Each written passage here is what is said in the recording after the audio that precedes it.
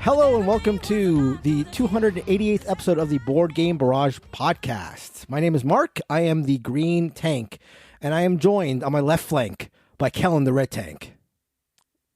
I'm here. How's that flank doing, Kellen?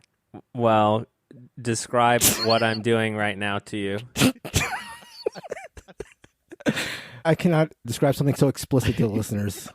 This is a family podcast. And on my right flank, Neelan, the orange tank. How's that flank doing, Neelan? Oh man, it's looking pretty bad on the side boss. Don't know what to tell you. Kellen, move the left flank army to the right flank. Neelan needs help.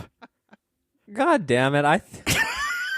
Every time, Neelan, you need help on the flank. Neelan totally destabilizes our left flank by calling for reinforcements. Anyhow, on today's episode, we are going to be, now that we're wizened old, are we wizened? Neelan, would you consider us wizened? I would consider us wizard. We've been wizard we're from day definitely one. That was the mandate of the podcast. First episode, wizard or bust.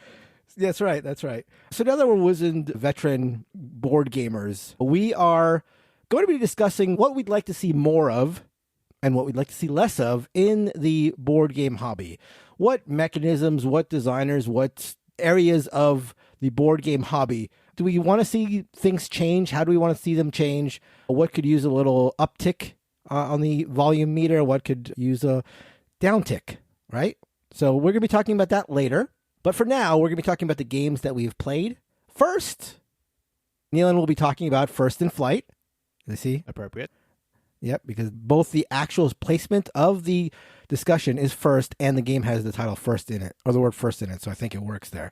That's my analysis has borne that out. So first, Neelan will be talking about First in Flight. I will be following it up with Tramways, and then finally, the wandering Kellen will be talking about Wandering Towers. You are a wanderer, Kellen, if I've ever... I was told by an ecclesiastical leader once that I was a wandering spirit. Perfect. And look how I turned out. So, Neelan, tell us about First in Flight. Yeah, so first Mark is Googling ecclesiastical right now. I have that bookmarked. I have that bookmarked. We heard the typing sounds. First in Flight is a game by Matthew O'Malley and Ben Rossett. This was a Kickstarter that has just recently fulfilled. This is a quite lovely deck building, push your luck game. Probably like the two mechanics that are the most prominent in it. It is thematically about the birth of flight. So you are one of the pioneers of early flight and you're creating a flying machine to travel some distance. And the reason I mentioned the theme specifically is because I actually think the game does like quite a lovely job of playing with that theme and having the mechanics match up with that.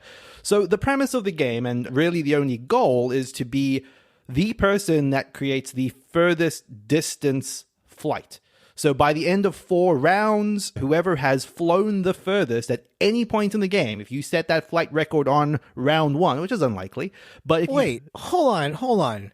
You're telling me it's not about First in Flight? This is actually farthest in flight? Well, I mean, if you think about like the premise, right? It's like getting a plane off of the ground for a second is not an achievement. Getting a plane to sustain flight. I've got some Wright brothers here, Orville and Wilbur, who have something to say about You can throw a plane over a cliff, and that would not be a distance flight, Mark. I am disappointed. Do you think they could change the name, Neelan? Yeah, to Furthest Flight, maybe? Yes, Furthest even works. in flight, yeah. Okay, Kellen works in advertising. He knows what he's talking about. Exactly. You could definitely change it once makes it's in public. sense.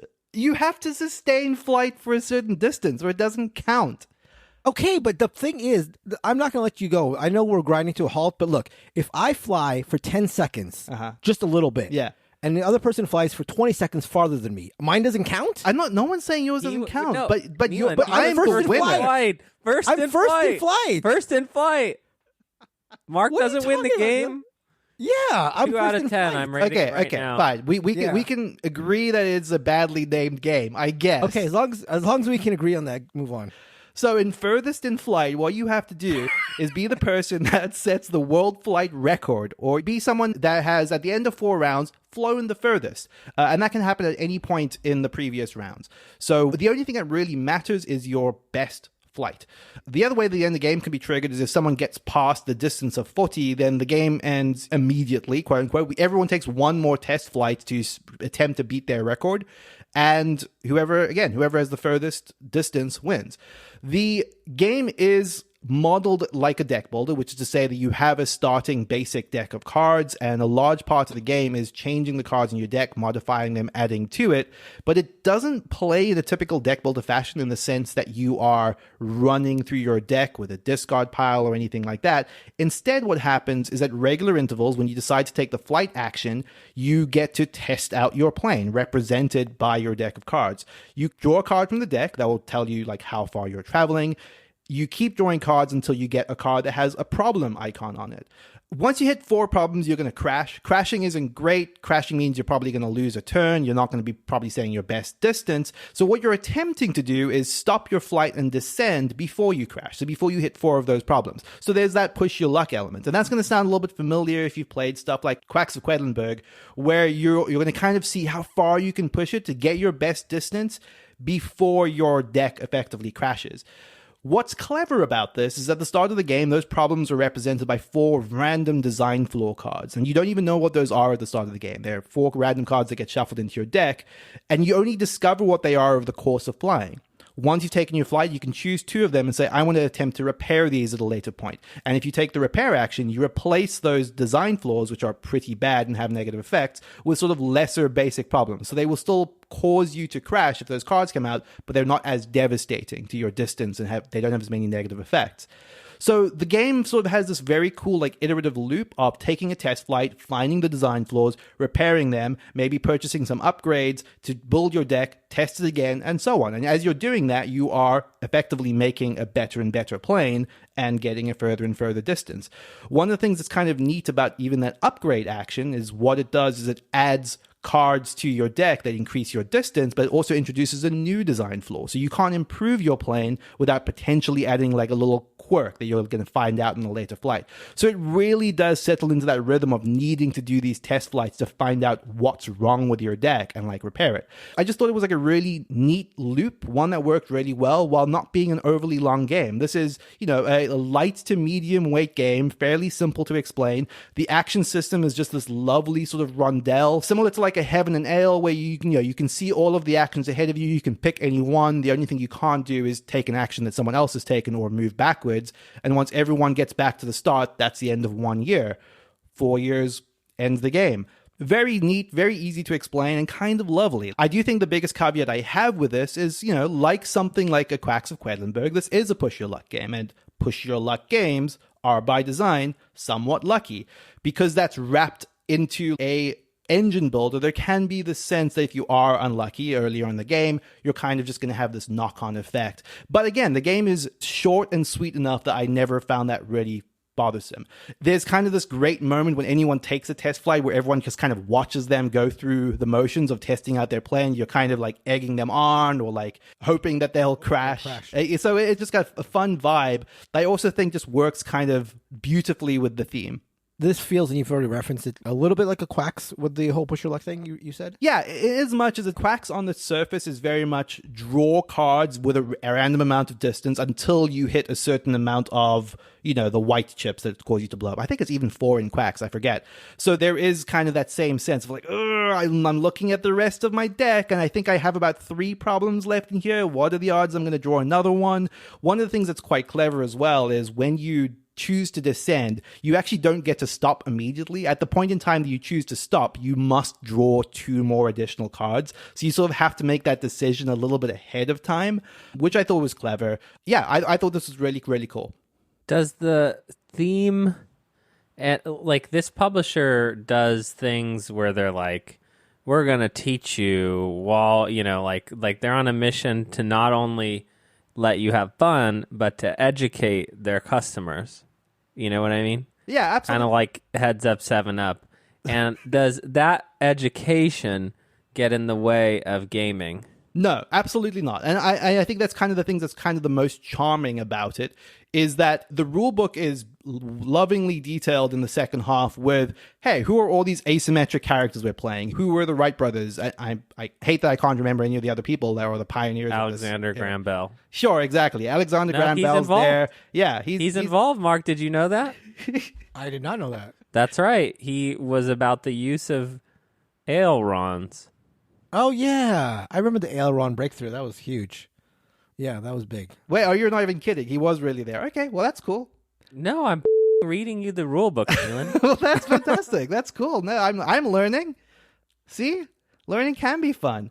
No, I think that it does a good job of having that stuff be in the rulebook if you want it, but the theme works with kind of the idea of, oh, I can imagine like how this would have gone. They would have done a flight, they would have found the problems. Like you're imagining yourself in that role, but it's not beating you over the head with it. You're playing the roles of specific characters in history, but there's not flavor text on the cards that alludes to any of that. It's just a lovingly, beautifully illustrated, colorful, vibrant theme that takes you into the time, but without really feeling like you're necessarily getting a history lesson. Very, very delighted with this. That is First in Flight by Artana. It's a shame about the name. Did I imagine that you had played this at some point? If I recall correctly, there may have been a demo copy that they sent me because they thought I would like it, which I think I probably would. I think you would. The one thing that maybe strikes me as a little bit, the thing you've kind of said of like having luck in an engine builder is enough to like annoy me, ruin your day. I can see that being a problem here.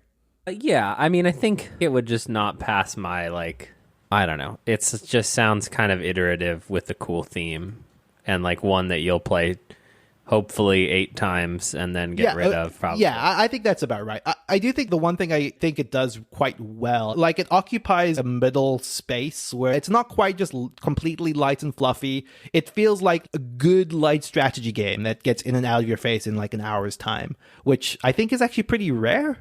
Yeah, that's cool. But you can't poke holes in other people's planes.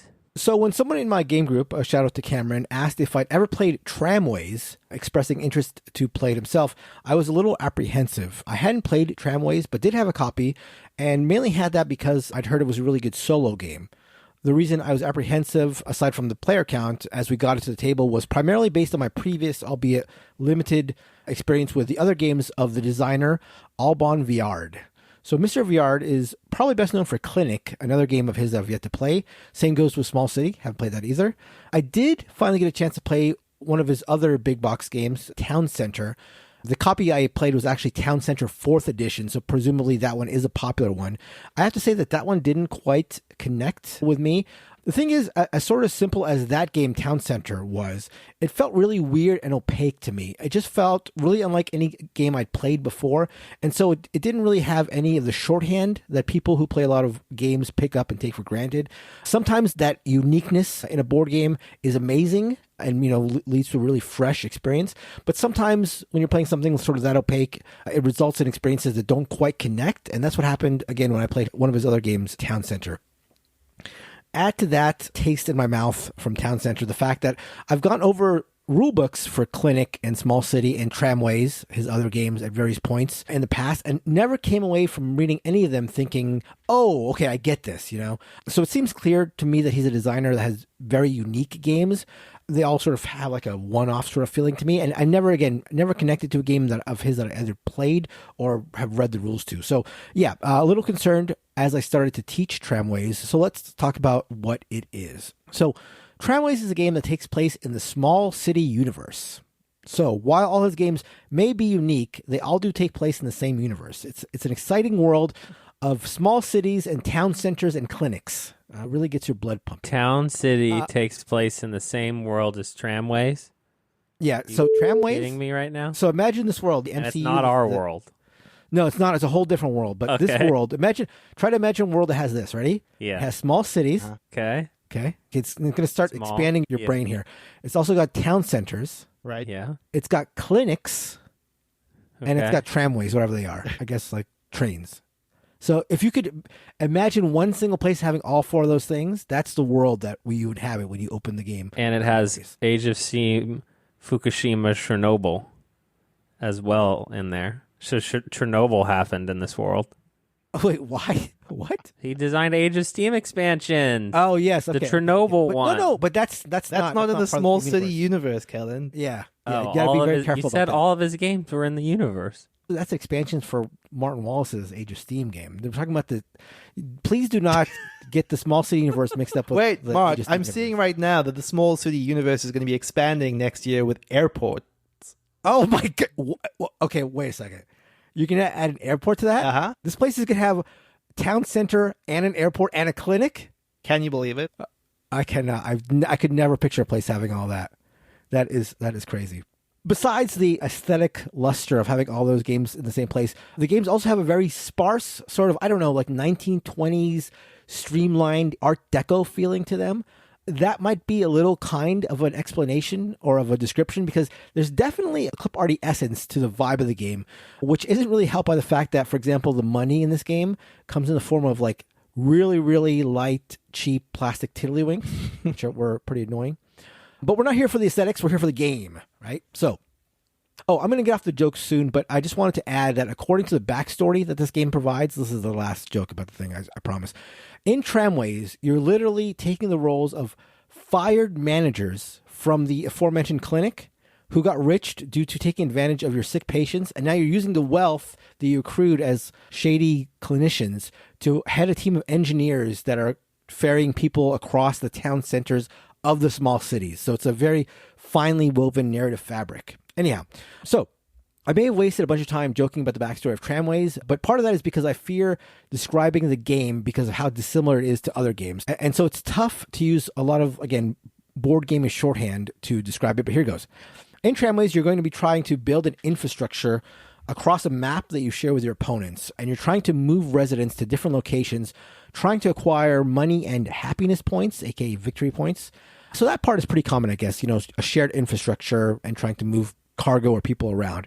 But the way the game gets there is unique. So let's start with probably the most unique aspect of all, which is the first thing you're going to do in every round of the game, which is bid for turn order. So winning the turn order helps in two main ways. First, you're going to be the first to build in the city, which it might be self-apparent, which can be crucial because building routes and transporting customers for yourself can really crowd your opponents out of the ability to do the same. It's a game that can be really punishing if you find all the best spaces and places on the board taken. So that's important to sort of get while the getting's good and stake your claim for the juiciest spots. In addition to that, the winner of the turn order also gets first pick of a number of cards that are refreshed every round. So there's like a tableau that you're going to select from, or an array, I should say, that you're going to select from every round. And first pick is going to go to the person who wins the turn order bid. This is because this game has a light deck building element that I might get to later. But perhaps more interesting about this part is that whoever finishes last in the bid for turn order is going to be forced to take the last card in the array, which is often an actively bad card. Not just a card that clogs your hand, but one that is going to actively harm you. So you're bidding for turn order to get to the map first, but also because often you'll look at the array, you'll see like the worst card in the array is something that is going to hurt you if it gets into your hand, and it's more important to you now to either get a good card or avoid that bad card. So there's a number of things that you're trying to focus on when you're bidding for turn order. The way that the bidding works, which is the most interesting part of this, is that, and I'm not going to go into all the rules of the bidding because I think it's just going to overcomplicate things, but basically you have to make a bid when you bid for a turn order that no one else before you in the bidding order has made. And crucially, you need to pay for the bid immediately.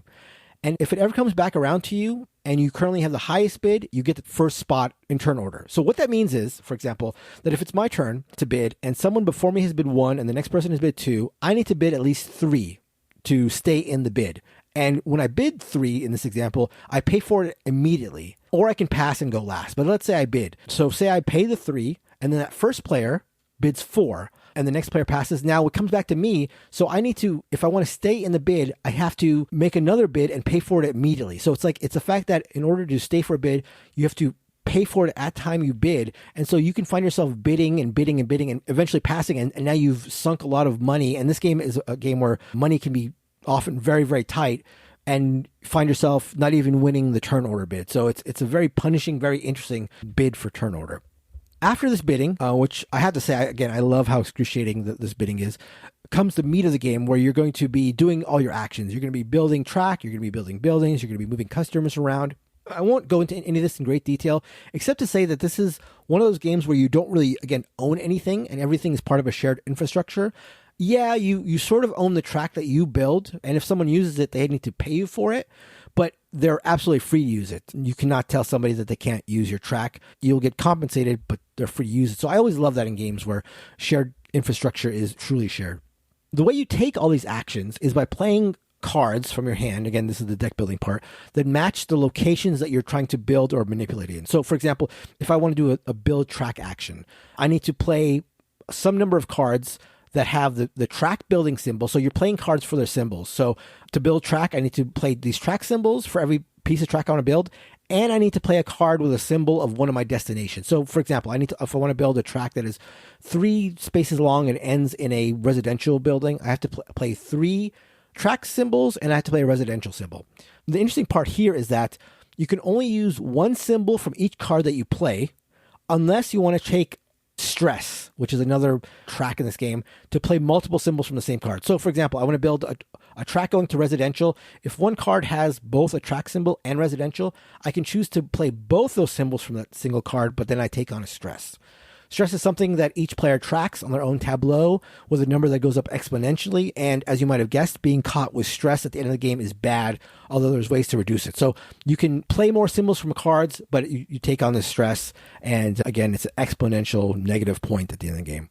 It's a very unique game that, as I've proven in my description here, it's very hard to describe with any great clarity, but it definitely gives, as Callan mentioned before, Age of Steam vibes, which makes sense because, again, as Callan's mentioned, Mr. Viard has designed a bunch of maps for the game. Though, to be clear, this is quite a different game for sure than Age of Steam, but it has that fightiness and that brutality that you expect from Age of Steam and many of the maps there. I don't know if it's just that it looks a little bit like Bus, but I'm getting like Splotter vibes even off your description of this. Is that like coming across at all to you? That is actually a perfect description or a perfect comparison that I had not thought of. And that actually is a comparison that really works with Mr. Viard's games in general. Like all his games feel like this very unique, weird sort of guy in his garage making a game. And like maybe a person who likes games but hasn't played like a ton of games, and therefore all his games feel weird. At least that's been my experience. Anyway, unlike Town Center, which I did not like, I absolutely loved Tramways. The VR uniqueness that might have made Town Center a big miss here works in the complete opposite direction. Found it really fresh and interesting, made me think in ways that other board games really don't, while having some of the auctioning and the deck building that I am familiar with and that you do see in other games.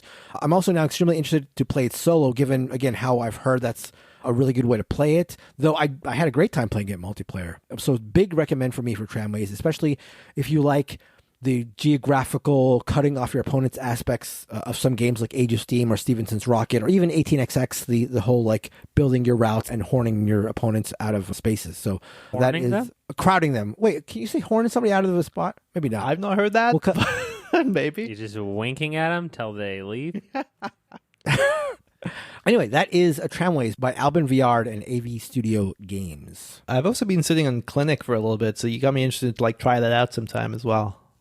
Yeah, again, like I've read the rules for Clinic. I have it. It just always struck me as sort of like a weird game, and after playing Town Center, not really liking it. But I think I should start seeing his games as sort of like Splotter light and just really give them a go, because they're just, again, really unique. Again, like Splotter games, they do not fit into the like Euro or Ameritrash or any of those sort of buckets that you get a lot of games that fall into. So, All right. And now to cover a game that someone might actually get to the table. That is Wandering Towers, a game from Michael Kiesling of Azul and Tikal fame, and Wolfgang Kramer of, El Grande fame, and Six Nymph, which I love, amongst a bunch of other cool games, comes Wandering Towers. This was my most anticipated game of Gen Con, if I was going to Gen Con, but I didn't go to Gen Con. But I got the game anyway, and here we are. The gimmick is that you are essentially playing, what is that old-timey game where all you're trying, I think in America, right? In America, we call it Trouble. Trying to get you popping the thing in the middle, you're trying to get your pieces back, and then you score. Is it Parcheesi, Neelan? No, Parcheesi is another weird American word that I'd never heard until like I moved here. We would call it Ludo in the colonies. Sure? Well, not the Parcheesi? colonies, in the Commonwealth. Yeah, Parcheesi, I believe, is only an American name. A brand name American adaptation of the Indian Cross and Circle board game Parcheesi. Okay, so you know Parcheesi, but not Parcheesi? I've not heard of any of them. Well, I hadn't. Regardless, heard of all right, Neelan, bored. All right, and that's terrible. That's all right. Wandering Towers. You have a bunch of meeples that are wizards. You are going around in one circle.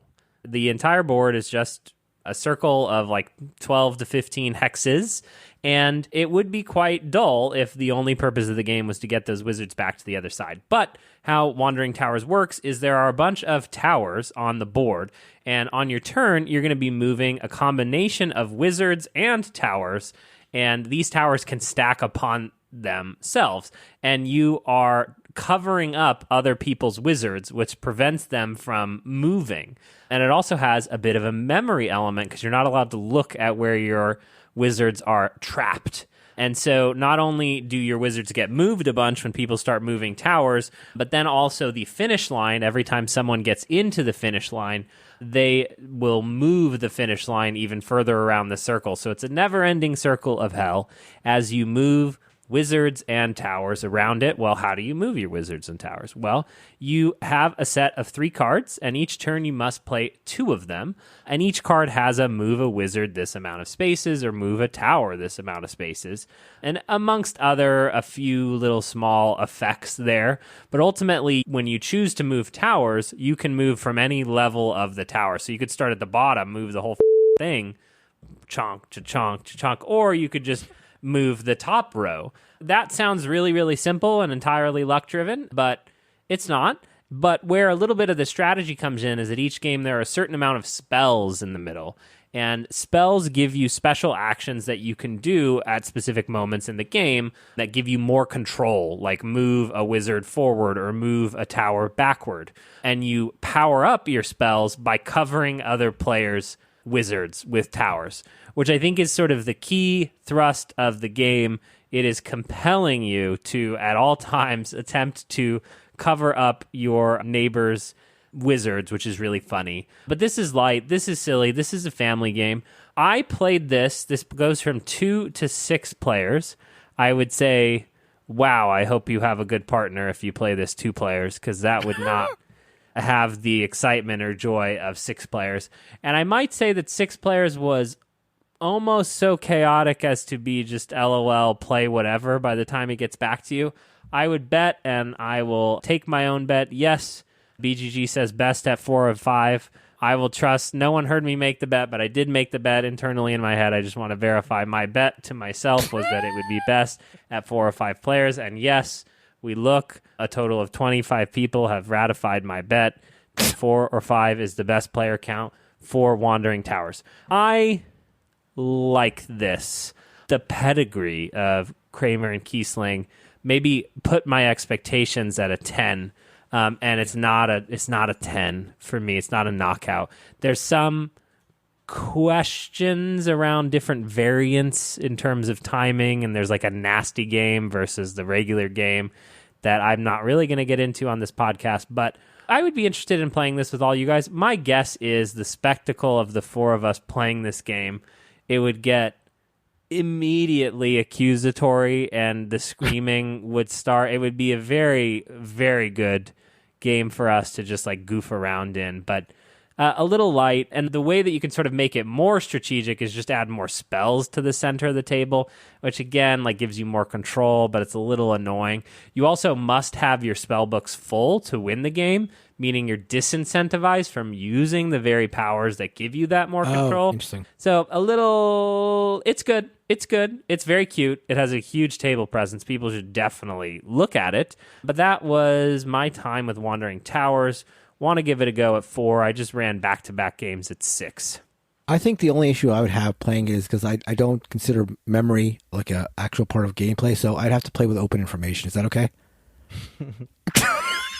Mark, what the You said that sentence just... I didn't even know how to respond to you. I overheated. I was like, this can't really be what he thinks. And then I was like, how can I respond if this is how he really thinks? We got to keep the podcast going, but I don't know if we can keep it going with that belief. I mean, I'm sure people are going to play it that way. But no, this seems cute. A little bit of camel up vibes, a little bit with the whole like moving, I guess. Definitely. Like moving, yeah. Way more player control.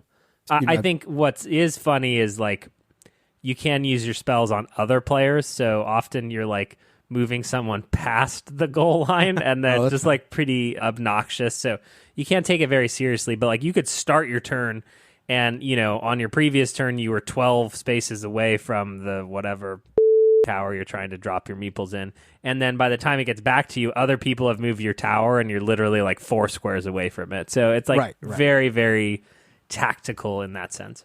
It doesn't seem to me like it would be that hard to keep track of where your wizards were. Is that a thing? Like, is that? Yeah, I think like 1 or 2 times per game someone screwed up, but they had already picked up, you know, because you don't want to help anyone that you don't have to.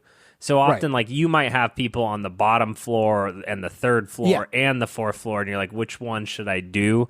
So there's a little bit of, like, not knowing which one would actually be the most advantageous for you. Interesting. And that is Wandering Towers by Capstone Games.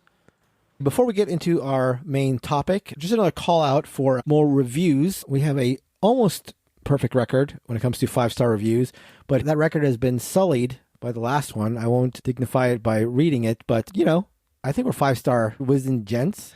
And so if you want to support us, I think we should try to balance out that. I'll be 2-star. I mean, even this guy couldn't give us 1-star, so you got to give him that. But what you also got to give him is 5-star reviews right on top of his head to bury that one. So shout out for 5-star reviews. Go to Apple Podcasts and tell people how much you love the show. That would mean a lot to us. That helps get the word out. Helps, I guess, bump us up on various Apple algorithms and podcast algorithms and all that stuff. So means a lot. We really appreciate that. So yeah, love to see that from you guys, and always brightens our day whenever we get a good one. And conversely, put us all in foul moods when we saw the 2-star. So again, make us happy if you would be so kind. On to the main topic. What we would like to see more of, what we'd like to see less of. Now that we've, you know, got a 287 other episodes behind our belt, or under our belt, not behind our belt. Neil, you didn't call me on the behind our belt thing? I don't know, you've been using a lot of weird esoteric language, like horning people in. I just figured, you know. Yeah. Yeah, I'm just making up phrases here. This is a family show. Horn it in behind your belt, Mark. Yeah. Keep it in your belt. I don't know what we're doing here. Horned in. So, horned in, yes. Everybody gets horned in. So, now that I'm horned up for this topic, let's talk about things that we'd like to see more of, things that we'd like to see less of in the board game world. We've obviously mentioned a lot of this over the last, again, 287 episodes. Some of our favorite things, some things we aren't really fans of, but, you know, our tastes have changed, I think, over time a little bit. And so we thought it was a good time to see what we thought of the current state of our board game taste and of the board game industry. So anyone want to start us off with something they'd like to see more of in the board gaming hobby? And then we do the chant. More. More. And then Nealon, you cut in with what it is. Okay, great. Let's do that. Let's absolutely do that. I can jump in. Something I... More. Something like, you know, that like First in Flight in particular kind of reminded me of is that I do think, and this is funny, this is like a problem I often associate with the video game industry, which is described as like the idea that the middle has fallen out a little bit, where there is a lot of work being done on the heavy end of board games and like these overwrought big campaign games that are big and take a lot of time and commitment, or like your stuff like your Lacerdas, where that spectrum is very well catered to. A lot of very light party games, trick takers, roll and writes, all of that stuff is very popular, but like kind of middleweight strategy games just kind of seem to be like exceedingly and increasingly rare. And this is kind of just something I'd like to see more of. Like, I think First in Flight kind of felt meaty enough, but it was, like I said, it was like an hour-ish long game. I'd just like to see more of that. Just lovely games. I can think Knizia is particularly good at that. Maybe that's stuff that's slightly heavier than a Blue Lagoon, but that just kind of feels like it just occupies that lovely middle space of being strategic, being thinky, but still not occupying your entire evening.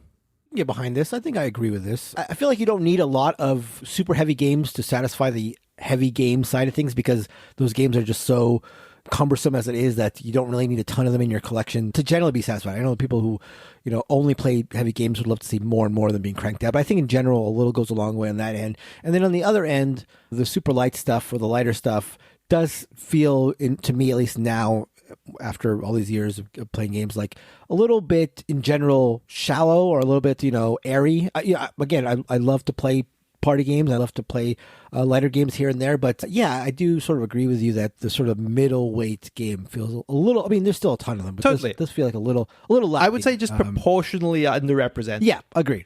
Yeah, I agree. I think I agree with that. There is no middle, as Nealon cries in the town square, as Kellen and Mark chant, more, More, more, more, more, more. more. Okay, I will go. I think that one of my favorite things, and we're gonna use the V word, Nealon. What's the V word?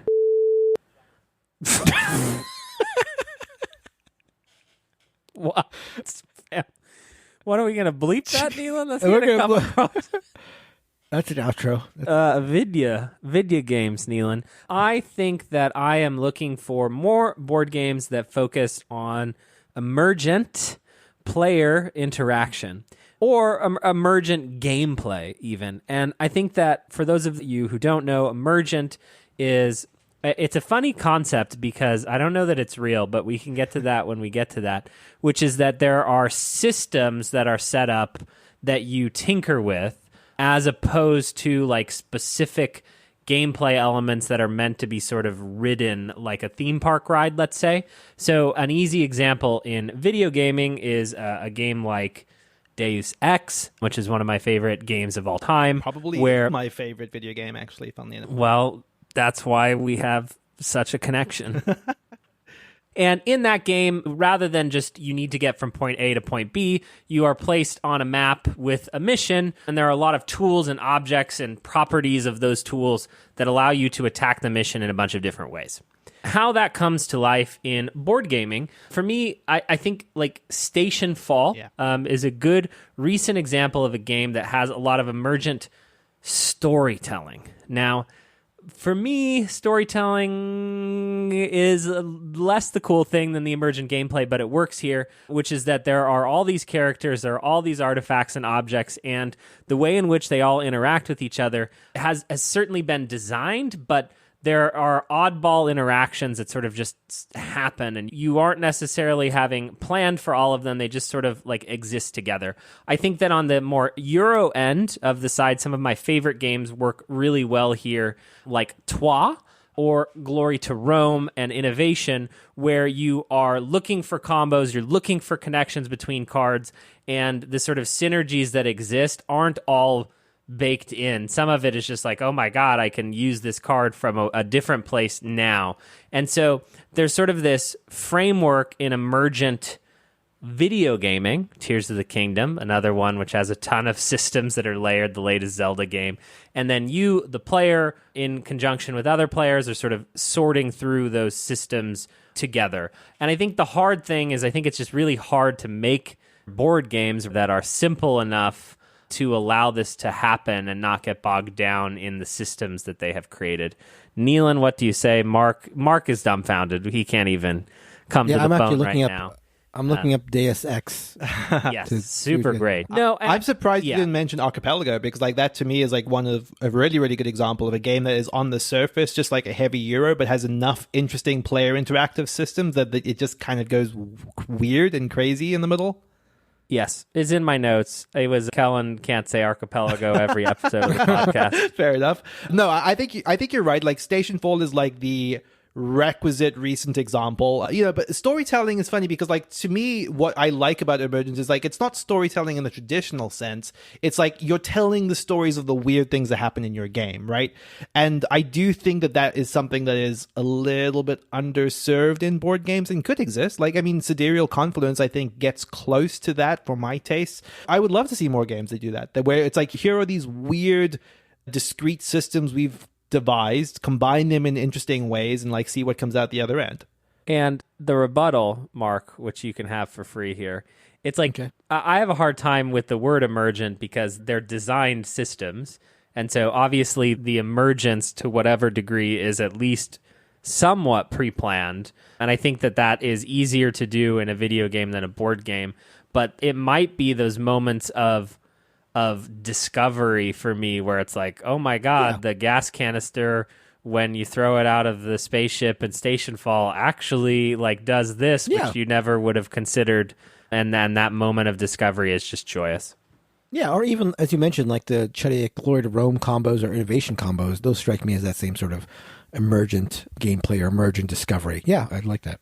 For me, this also sort of was brought to my attention or brought to the forefront of my mind with my play of Tramways. I think I want more games or more designs where the edges aren't sanded down. You get a lot of really, really smooth experiences in games. Game design has been, iterated on, and that iteration is great. That iteration is great, and discovery of what works for players and what doesn't, and like sort of like the ideas like phasing out of player elimination and stuff like that, for the most part, is great. We've discovered what players like and what players don't like, but I find myself really gravitating towards designs where some of that weirdness has not been sanded down. And here I'm thinking of, as we mentioned earlier, the VR games, the Splotter games, the whirly games, just games that are just weird and like maybe have points where players are not going to get it, and maybe that makes for a lesser play experience, especially in the first play. I think a lot of these games will suffer from bad first plays, but I appreciate reading a rule book and just saying like, oh, I don't know what this is. Like, I don't know where you're going. I don't know what this pulling this lever does. And I feel like with so many games nowadays, a 5-minute explanation of how the game works, and I already sort of know what's happening. Like, okay, we're doing this and that deck building, and now, okay, trashing cards obviously is going to be good here, so this is going to be a deck builder where I want to trash cards, or this is going to be a tableau builder where I want to start converting my points. Like, a lot of like this, the shorthand, which makes games easier to understand or more pleasant in general, just makes for, in general, lesser experiences. Again, I appreciate that part of the hobby, but I'm looking for some of those edges to not be sanded down so much, I think. And so I have written down novel mechanisms in general. And so how do you sort of separate the weirdness of it from, like, you mentioned like reading a rule book and not knowing how it'll play out. But then there is just sort of the games like, I'm thinking of like Cosmic Frog from Felly. Yeah, another designer who has a lot of weird games. Which I would say is weird, but not necessarily like full of novel mechanisms based on my understanding of it. Yeah. To mention a game that we talked about earlier with Tramways, the auction mechanism is not a novel mechanism, but it's done in a sort of novel manner. The way that the bidding works and the way that it's made especially punishing is, again, an interesting take. So maybe that is novel, but I can see that being play tested and people thinking that's too rough, or it makes that first game tough to understand how much to bid and makes for bad experiences. And I can see that being taken out of a lot of games that are trying to appeal to a lot of people, but it's a part of that game that I love. And you see this with, again, like whirly games and Splotter games, where it's just like going to be hard to describe quickly because they just do a lot of weird things, and I just like that. It leads to moments of freshness or discovery in a hobby where you sort of feel like you've seen a lot of things done over and over again. I think that is probably the unfortunate side of it, is that like the reality is I think a lot of these weirder systems do just dissolve in playtesting through like the process of like, well, this caused a little bit too much friction, so we should probably change it to something that's more familiar. And I get why designers and why developers do that, but I do think that what ends up happening is all the games just start to feel the same. And yeah, I'm with you. Like I would like to see more people. I guess what we're asking people to do is be more willing to take the risk or the gamble on something that's slightly spikier. But yeah, I love, no matter how many times I've played a Splotter game, and now having read these like VR rulebooks and playing these games, like it always feels when I play them like I'm playing a game from a person who has never played a board game, and I love that feeling. Like, oh, this person's coming out of it really thinking outside the box, really looking at it with a fresh perspective. But again, I get why it's not done, because especially with how infrequently games are being replayed nowadays, that first impression is important. And when you're doing games where you have these like weird edges sticking out, it can lead to bad first experiences, and that can really cripple a game's popularity.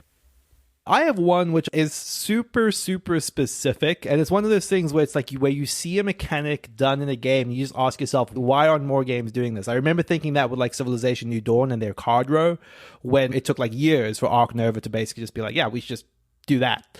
And this is the way that Dead Reckoning handles its expansions, what its so-called Saga system, where you kind of just have cards that have a little bit of flavor, a little bit of progression, a little bit of like multi-game narrative. You throw them into the mix. There's no sense that this is a legacy game, that this is a campaign game, but sometimes those cards will come up, and when they come up, they get replaced with other cards. So if you're playing the same game, which is just, you know, a standalone single session game with the same people, you're just going to see those same narrative threads sort of progress over the course of multiple games. I think that's just such a really smart idea. It gives you like long-term stakes in the investment of the game, but it's not a campaign game. It's not like a game that you're committed to. It's just like, hey, if you're going to play this game multiple times, you're going to see some cool things that are going to pay off from the previous games you played. I think it's brilliant. Why aren't more games doing that? Sounds like it takes a long time to get to see all the cards. I mean, possibly, but like I would say that even within like 2 or 3 games, you're starting to see some payoff from it, which, you know, that's what you'd want at the very least. And I guess I can see the scenario where, yeah, because most people don't end up playing games more than 2 to 3 times. But yeah, I think for the people that do, and for the people that are having a recurring game with this type of game, it just feels like relatively, it's probably harder to construct well, but like the payoff is so good. I know that like Pfister has experimented with this a little bit in some of his games, but it never feels quite as good as John DeClaire did in Dead Reckoning. That's interesting. So like somebody can jump into like the 7th game of this and there's no narrative that they need to be plugged into. It's basically just a couple cards have changed and they're none the wiser, but people who've been playing it for a while get this like fresh. Yeah, exactly. Because like, I mean, this is a bad example, but you know, someone will get an item, and again, if this is their first time playing it, it means nothing to them. But everyone else will be like, "Oh my gosh, this is because of that thing that you did in the second game." It just has those moments of kind of like how Oath fuels this long-term narrative, but much less what the game is about, because it is very secondary to the main thrust of what the game is. I had one on my list, and it may be more of a mantra for myself of more versus less, I suppose. But I want to see more community-focused, like conventions and events, as opposed to sort of the commercial buying-focused events of, you know, essentially the 2 biggest board game conventions you hear about are Gen Con and Essen. There are obviously a number of other ones, but there's always sort of some sub-focus on buying. I know recently, like, the Portland Game Collective did a con, which is just like a group of people. I guess they publish games now, Portland Game Collective, and they did a little con where everyone just came up and played Trick Takers for 3 days, and it just sounded lovely. It sounded nice. And I think maybe for me, it's like trying to focus more on those type of events than getting hyped up for the Essens and Gen Cons of it all. I want more. BarageCon, yeah, exactly.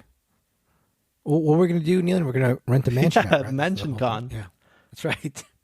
So my more is like really a less. So maybe it's a good transition point. I want to see more games with less rules or tighter rule books. And so this may be conflicting with my previous wanting more of like unique, weird games or games with sort of weird edges, but I don't necessarily think that has to be the case.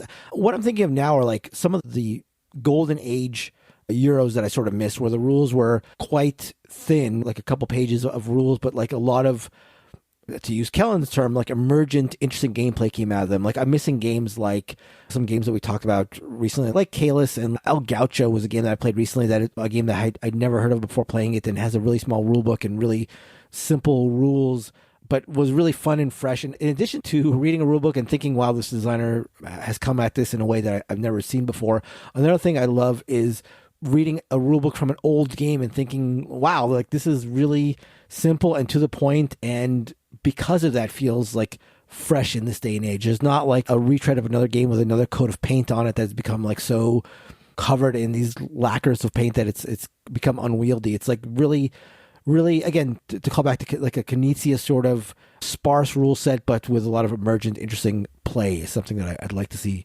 more of. But I sort of transitioned there from more to less. So what do we want to see less of? Trick Takers. What? Neelan. You've had your fill? Neelan, just because you're the world's worst partner in a trick-taking game. I will own that. Yeah, I think like you don't ideally want a trick-taking partner that's panicking in a ball halfway through the game. You're done with it, huh? I think so. Like, I think that for me, there was like novelty, which I've said, I think a lot that trick taking was never my go-to genre. And I enjoyed the novelty for a while of seeing what people were doing with the space. And I kind of do. That's always the most interesting thing to me is playing it once, seeing what they do that's new, and then moving on from them. I just don't need them. They're not for me, I would say, in the grand scheme of things. I admire them from like a design curiosity perspective, but will never feel fulfilled playing one. Here's the thing. There's going to be hundreds of people who agree with Nealon. They stand Nealon, you know. And if I get up here and follow that with solo games, I will get completely derided and on the internet. Starting with from me. Over and over again. And it's the same damn thing. There's no difference except it's his accent and his general demeanor. Let me box up Mr. President into like 3 or 4 boxes and send it to you, and let's see how your thoughts change on solo games. I almost said over my dead body, and I'm like, I don't think I've ever said that before, and I'm not. Oh, really? I'm not sure I'm ready to let that one out. No, I think there are the less. I feel like I could rattle off a million of these, like, you know, roll and writes and multiplayer solitaire Euro games and, you know, all of this stuff. But a couple of things came to mind or things I've been thinking about recently that sort of spurned the topic, or spurned? No, spurned is the opposite of inspired. The topic for me, which is one, I would like to see less board game designs from my favorite board game designers. All right. Explain. So there are too many games being released. So there's that meta. There's just too many board games. Okay, I wholeheartedly actually believe that. But like, I think Reiner Knizia is a great example of someone who he iterates, right? He has like this problem. Let's identify it as such. It serves the purpose of ultimately making better board games in the long run, right? Because he reiterates 100 times on the same sort of design. But it doesn't actually serve an individual who is along for that ride in any sort of 5 or 10 year period, because you dip in and out of it and don't know whether you're getting one of the iterations or whether you're getting the crown jewel at the end of that iteration problem. Another designer, you know, Mr. Cloudus of Small Box Games, just has so many games that come out, you know, sort of almost every month at this point. And I want to have them all, and I get them all, and I don't have time always to play them all. And there's a little bit of like, and that business model, again, no, I will support indie designers all day long, but it would probably be better for me for there to be sort of one game of those 12 released at the end of the year that had more sort of battle testing on it and had sort of been kicked around, and that would serve my purposes better. So the thing that I would most like is less board game designs from my favorite board game designers. How's that for a thought track? I like the way you took it, because I had like a similar thought of just saying, yeah, just less board games. I want to see people like spending more time making better board games. But I think that's a nice way of putting it, especially when you think about some of the more prolific, beloved designers we have, which just be like, just spend more time making better games. I'd love to see one of you call up Mr. Knizia and say, you know, hey, Reiner, why don't you slow down over there? I mean, I'd be happy to. I'd do that interview. If you think he's going to listen to that. Well, but it's sort of... Well, yeah, he doesn't have to listen to me. He's got the bow ties. It's sort of like if your favorite auteur or filmmaker, you know, is releasing one every other year, you're first in line to be at the theater. Do you know what I mean? And you're seeing it in 70 millimeter IMAX, which is something Nealon has never done. And if you really want to support them... No, I get that. Yeah. I do like the way that you framed it.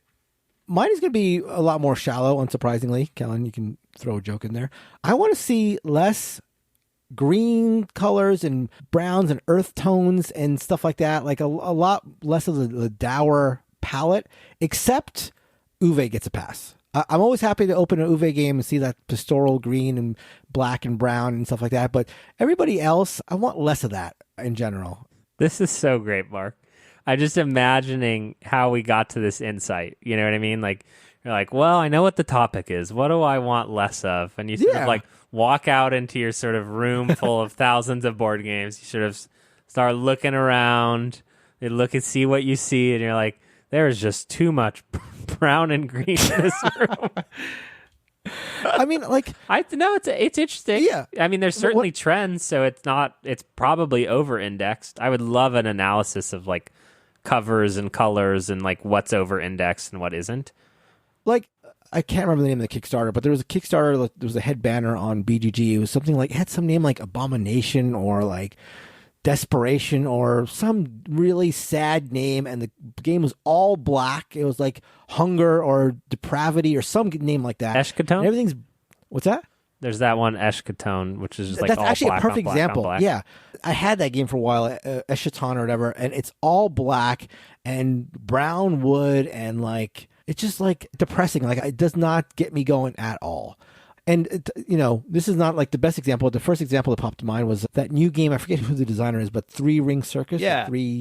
Yeah, it still has a little bit of that brown color to it, but it has colors and vibrancy Totally. and stuff like that. It's got a lovely art style. And even that little bit of it was enough to get me interested. It's not necessarily going to be a game that I buy or play just because of that, but those really dark games, just I find myself at this point, because there are so many games out there, like almost instantly turned off immediately. Like that game again, Eschaton is a perfect example, because I had that game because I'd heard good things about it, and then I opened up the rule book, and it's just like everything is sad and black, and there's no color in it. And I'm like, even if this game is great, I'm not going to feel like excited getting it out and going, because it's just such a damper on the vibe of the game that I'm trying to put out there. So Yeah, I remember thinking this recently with like the Guild of Merchant Explorers, which Three Strikes having a terrible name, kind of a terrible theme. And also, I do think that the graphic design of that is good, but same, it just has this very brown theme. And that game could have been anything. Like the mechanics are light and variable enough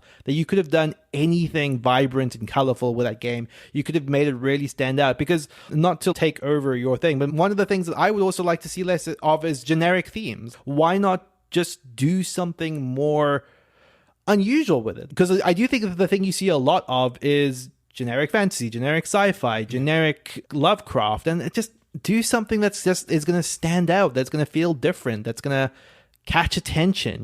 Like I'm surprised that that's not more important to people. I mean, you want to talk about a way that we have changed over the years? Like when we first started this podcast, this would never have been an issue for me. Like I would be like, I don't care if it's fantasy, I don't care if it's that. But honestly, nowadays, especially if you're firing in that whole middleweight Euro thing, or if you're firing in like light games, or just something that's been overdone, or you're not doing anything interesting with the mechanisms, it's going to be really hard for me to get excited about orcs and dwarves and fighters and Cthulhu. Like it just, part of me feels like it shouldn't. Like the logical side of myself is like, oh, but give the mechanisms a chance. But it's just hard to get myself excited for a game where you've seen the same old themes being done. Totally. And especially in a world like Helen's described, where there are too many board games, you need a way to like sift through all of that. Yeah. And now for something completely different. Individual player boards. I'm done with them. I don't like them. If a game has one central board or one central thing that we're all working on, I'm more than likely going to like it. You look at the old school Euro games, that's what they do. You're not around dinking and dunking on your own little thing. You are building something together or destroying each other in a central board. Interesting. I like that. I don't have the same aversion with individual player boards. I sort of like what they can do in terms of like offering asymmetry or your own sort of thing. But I get that they do generally change. Where are you gazing, Mark? Where are you gazing when you play a game? Because there's only two places you should be gazing. Right. And if you're looking at your lap and your own player board. Last time I played Hansa Teutonica, which I think we can all agree is a great game. Don't bring up the one exception. Okay, everyone knows Hansa Teutonica. You're in the club. Okay, they're letting you in. We know about Hansa Teutonica. No, but I agree that if you have unique player boards, that each person has their own player board, the game is generally going to be moving away from that central conflict area to people doing their own things. And that sort of piggybacks off my next thing, which is something we've talked about quite a bit, but I just felt like it's something that's bugged me more recently. But I am starting to be less and less interested in games that are multiplayer solitaire. It's something we've talked about, so this is no great new, fresh insight. But again, talking about how our views and our tastes have changed, I think I was much more interested in games that were multiplayer solitaire years ago. And I've just found over the course of the years, I have felt in general less satisfied where when everybody's sitting there doing their own thing and then we raise our heads towards the end and just like say how many points we've scored. There is a time and place, and there are some games that are multiplayer solitaire that I do definitely enjoy. But even in there's some sort of like conflict that needs to be central to the game. But I just find when I have a game night and it's multiplayer solitaire focused, or the games are multiplayer solitaire, then part of the reason that I have the game night, which is to interact with other people, has been sort of cut out at the knees a lot of times. And I just leave those nights or those game nights just feeling like, you know, the game might have been fine, but like I didn't really get a chance to communicate or joke or whatever with these other people as much as I would have if we had been like fighting over something, or there'd been like more interaction. It doesn't have to be conflict, but interaction. And so that's something that my tolerance has sort of lowered. Here, ratified. I never had any tolerance though. That's very true. And the last one that I want less of, and we need a chant for this one. Less,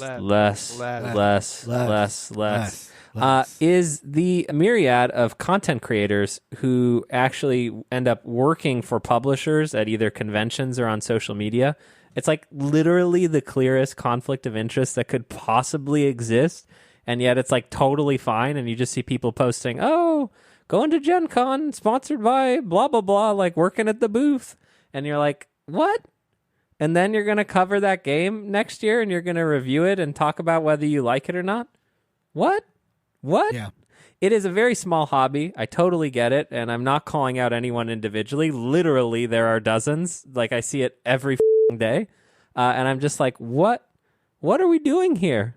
Are we professionals? We're not professionals. It makes me realize we're not professionals, and we should only talk about board games as food and the beer that we like, because that's all that matters anyway.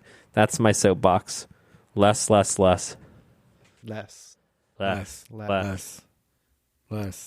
And with that is going to do it for the episode. Go to boardgamebarrage.com/Discord. Go to the podcast channel where we talk about that week's episode and tell us what you'd like to see more of and less of. And I think maybe comment on the outro. So the outro, we had a lively discussion about definitions of things. So I would encourage you to listen to that.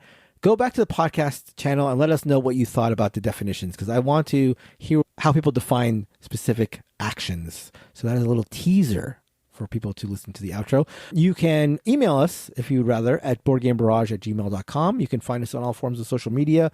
You can find us in person in a couple months at PAX Unplugged, which I guess is the beginning of December. We are getting ready, I think in about a month, to kick off the math trade, which is going to be run by Board Game Barrage. So if you're at all interested in going to PAX Unplugged, we would love to see you there and maybe play a game or two with you.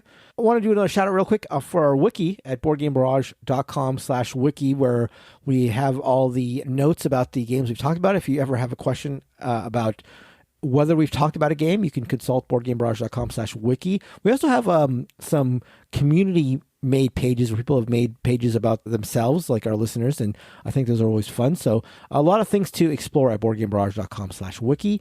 Thank you, as always, to Heart Society for our intro and outro song, What's on Your Mind, Kid? And until next time, goodbye. Bye-bye. Bye.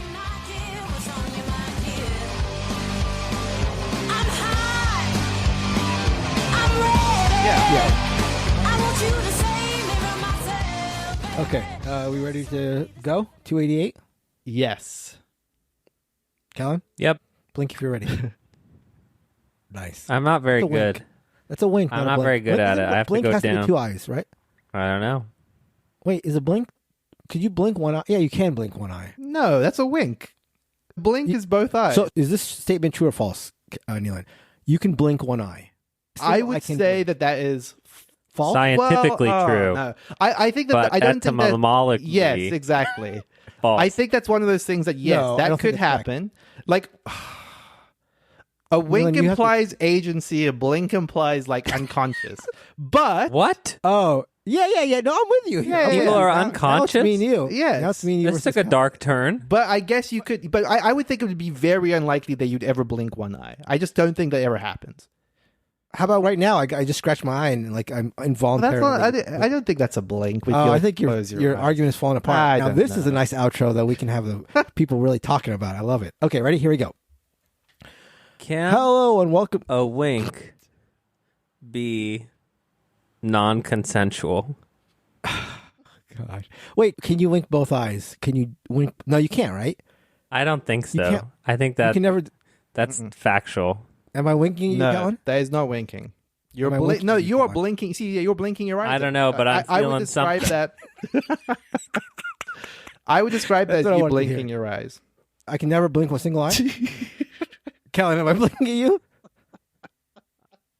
I'm loving what you're putting down right now. I totally get it. Great. Love it. Okay. Okay. Hello and welcome to the 280